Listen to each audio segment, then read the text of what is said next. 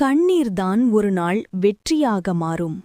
கண்ணீர் அது பலவீனத்தின் அடையாளமல்ல, அது மனசு இன்னும் உயிருடன் இருக்கிறது என்பதற்கான சான்று.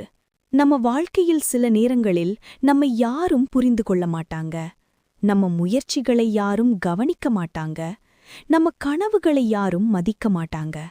அப்போதான் கண்ணீர் வரும். ஆனா நினைவில் வைங்க, அந்த கண்ணீர் வீணாகாது.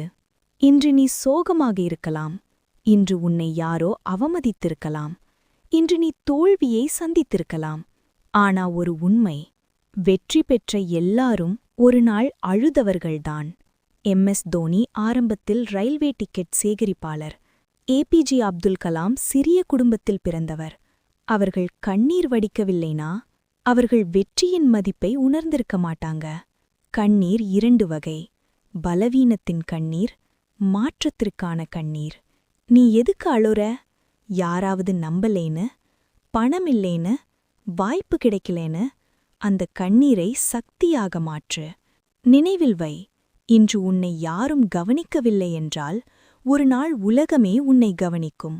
ஒரு விதை மண்ணுக்குள் புதைக்கப்படும்போது அது இருளை சந்திக்கும், அழுத்தத்தை சந்திக்கும், தண்ணீர் சுரண்டலை சந்திக்கும்.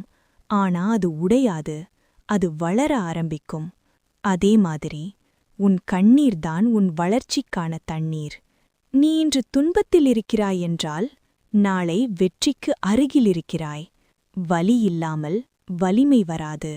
ஒரு நாள் வரும், இன்று உன்னை இகழ்ந்தவர்கள் உன் வெற்றியை கைத்தட்டுவார்கள்.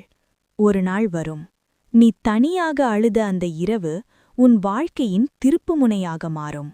அந்த நாளில் நீ சொல்வாய், நான் அழுததுக்கு நன்றி, அந்த கண்ணீர்தான் என்னை உருவாக்கியது. நீ இப்போ அழுகிறாயா? அழு. ஆனா ஒரு வாக்குறுதி கொடு, இது கடைசி பலவீன கண்ணீர். இனிமேல் ஒவ்வொரு கண்ணீரும் ஒரு வெற்றிக்கான விதை.